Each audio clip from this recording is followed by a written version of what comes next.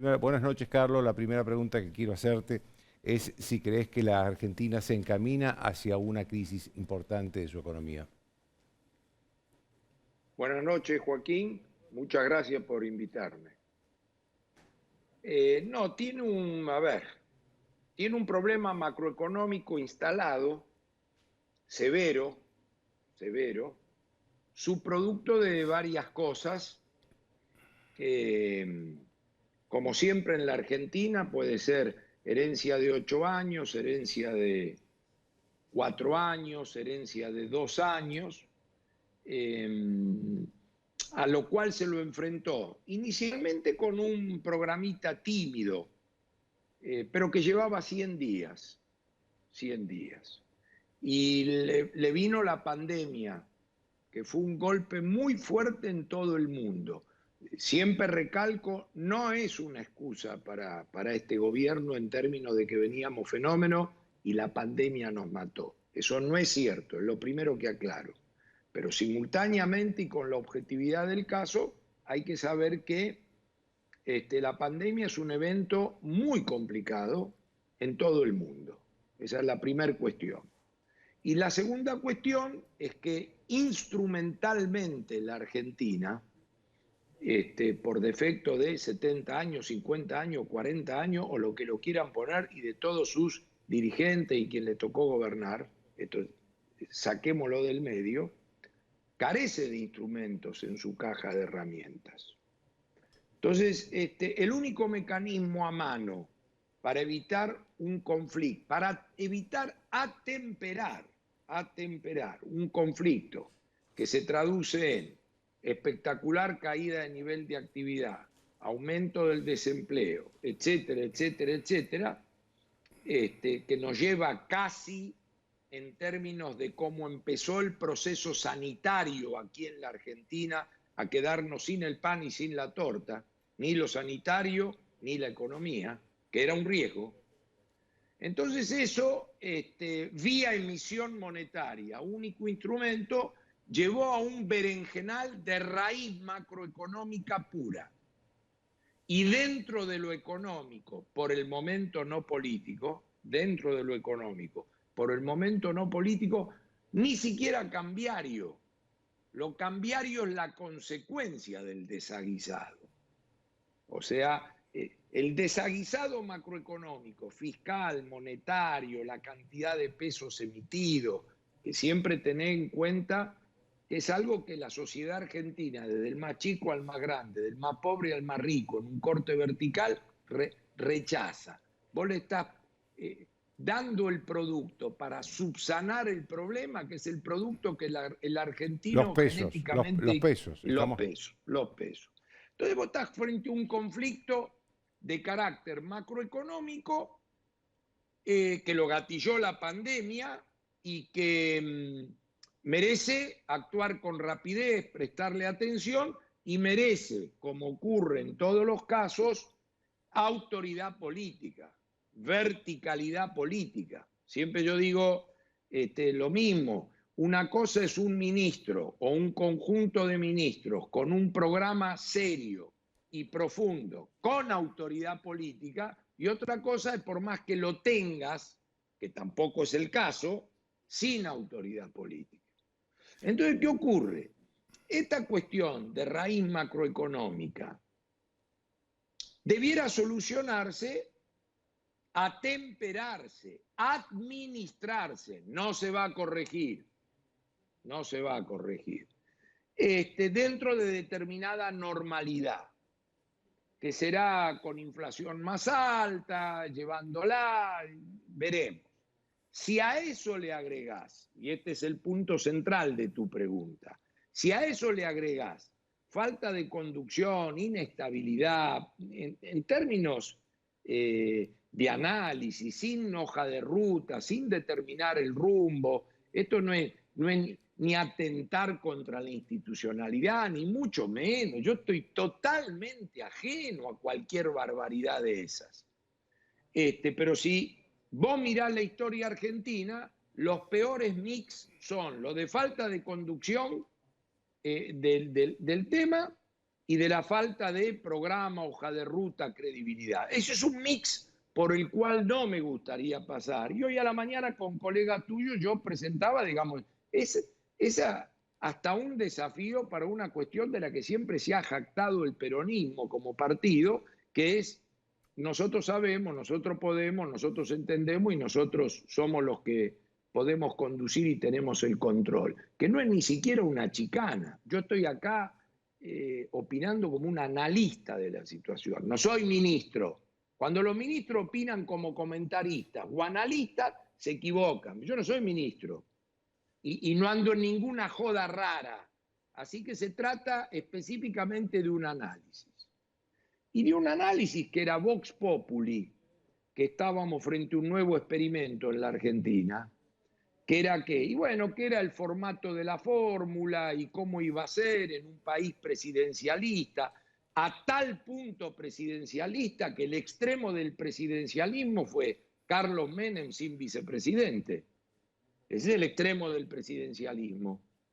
Y de un partido que se alinea, se encolumna, aparece cuando hay que aparecer, es un conglomerado, puede estar la izquierda, puede estar la derecha, pero está el centro, es la garantía de...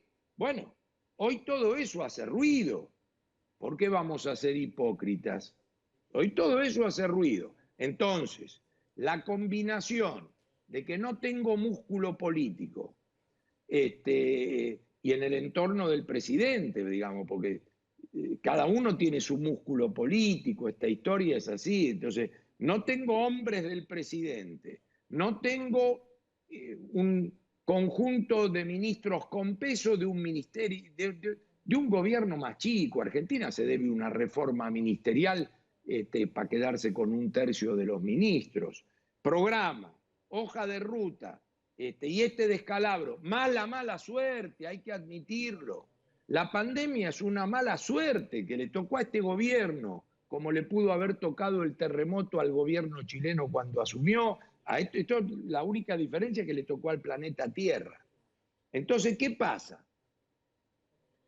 Un programa o un gobierno que venía para caminar cómodamente a la elección de término medio, hasta usufructuando, porque vos mirá lo que son las cosas. Mauricio Macri tiene un mal 2018 y un mal 2019, y no tiene más remedio que ir al Fondo Monetario. Ahora va al Fondo Monetario en una forma diferente a cómo va a ir este gobierno. Yo hace 3 meses en un diario, en un reportaje, dije, este gobierno va a dar 50 vueltas, va a terminar en el Fondo Monetario. Pero aquel gobierno fue a pedir plata fresca y le dieron 50.000 millones. Este gobierno va a ir a decir algo que ya se sabe en Júpiter y en Marte, que no va a pagar. Entonces, claro, la exigencia de un programa fue mucho peor allá que lo que va a ser acá, en términos de lo que me voy imaginando. Ahora, ese programa exigente que yo llamé Plan Picapiedra, en aquel momento generó un conjunto de colchones por el ajuste fiscal, cambiario, monetario, que a la postre iba a usufructuar el que venía. No es un Sanremes. Sanremes dejó herencia dejó superávit fiscal, superávit externo. Este fue hecho no sobre la base de una licuación, sobre la base de un esfuerzo y un ajuste muy difícil como ejemplo para los presidentes, porque el que hace eso pierde la elección. Y este gobierno vino atrás y esos colchoncitos atemperaron el vendaval monetario, pero no logran de todos modos evitar el desaguisado. Y el desaguisado de un producto sobrante que la gente no quiere tener, generan la presión cambiaria originada ahí. Entonces, lo peor que nos puede ocurrir, como ocurrió con la deuda, vos fijate lo de la deuda, se discutió 7 meses, se cerró al precio prácticamente que querían los acreedores, se puso la esperanza de que a partir de ahí bajaba el riesgo país. Y Argentina está en una situación inédita, no tiene vencimientos por delante, va a arreglar lo del Fondo Monetario y el Banco Mundial y sus bonos rinden 1.400 puntos, peor que cuando arreglaron. Después de haber recibido una clase desde Colombia de los fracasos de todas las reestructuraciones habidas y por haber, porque terminaban con peor riesgo país. Después de la clase de 7 meses terminamos peor. No es una crítica, es que por favor sean más humildes. Ahora que no nos vengan a enseñar qué significa la desdolarización, ni la especificación, ni recuperar lo que los propios funcionarios, e incluyo a todos los que alguna vez hemos sido, algunos más y otros menos, nos quieren enseñar a tener el producto que han vapuleado durante 50 años, que es el peso. Entonces estamos en esta cosa. Déjame, Carlos, que te haga una pregunta sobre eso. Hoy ¿Cómo no? hoy un economista norteamericano, Steve Hanke, Sí. dijo que la Argentina tenía que matar el peso porque era un cáncer y por lo tanto ir a la dolarización de su economía. Y que lo había hecho en Ecuador y en otros países y que venga Sí. buenos resultados. ¿Qué opinás vos de esto? Bueno, no lo conozco personalmente, pero lo conozco al señor Hanke porque durante los 90 opinó también bajo un cúmulo de opiniones que yo considero extremas. No hay que confundir la libertad de elegir con la dolarización. El señor Hanke, creo que se llama, Hanke, ¿sí? sí, Hanke. Steve Hanke, vino con esas hipótesis extremas que se ponían a la derecha de la convertibilidad, aún durante los 90. Y lo conozco de haber participado en determinados seminarios internacionales. No comparto de ninguna manera esa posición extrema. De la misma manera que no comparto la posición de ponerle a la sociedad argentina el jarabe que no quiere tomar, porque encima, cuando a los chicos hay que darle el jarabe que no quiere tomar, pero hacen bien, es una cosa. Cuando le querés dar un jarabe que no quiere tomar, que ya probó 200 veces que hace mal, entonces, o que no hace nada, que es inocuo, entonces a lo que la gente va a ver que darle a futuro en un régimen monetario a pensar es saber que tenga la libertad de elegir. Porque eso lo ha decidido la sociedad argentina. En Sí, realidad lo han decidido. Carlos, pero espera, para eso necesitas tener dólares en el Banco Central. Sí, para eso necesito primero tener capacidad política, Ahora, y en para eso necesito tener política exterior. Déjame que te haga una pregunta. Sí, ¿Cuántos dólares hay de reserva en este momento? de reserva de libre disponibilidad en una primer definición, 5.000 millones de dólares. En una segunda definición, algo cercano a cero, porque los 5.000 millones de dólares son 1/3 derechos especiales de giro, que es una moneda constante, sonante y constante fondo monetarista, donde o le pagás al fondo o lo vendés sin ningún problema. Para mí, derechos especiales de giro y swap chino son el día y la noche. Pero hay un puchito y tenés un terrenito que compraste y que te quedó, que es el oro, donde habrá unos dentro de los 5.000, 3.500 millones de dólares, que es también un activo que vale 100, pero lo tenés que ir a canjear, a hacer un ripo, a vender, o sea, todo un conjunto de cosas que son peor que vender la joya de la abuela. Entonces, está claro, pero ¿qué gano diciéndote? Está claro que el gobierno subestimó la crisis.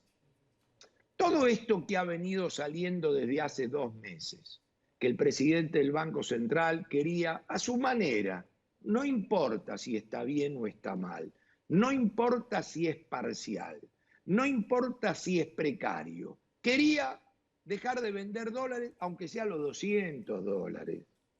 Yo conozco la magnitud de la precariedad de lo que estamos hablando, pero más allá de eso, sirva como ejemplo de saber que había un tipo en el equipo económico, disgregado el ministerio, y cosa que este gobierno no cambió, heredado, pero este gobierno no cambió, sin conducción, y donde vía WhatsApp los fines de semana se preguntan, tal cual lo que declaró el presidente del Banco Central a un colega tuyo, buscan consensos para buscar una solución. Entonces yo digo, si los analistas privados, a partir de información pública que publica el Banco Central, no te creas que me has preguntado la fórmula de la Coca-Cola.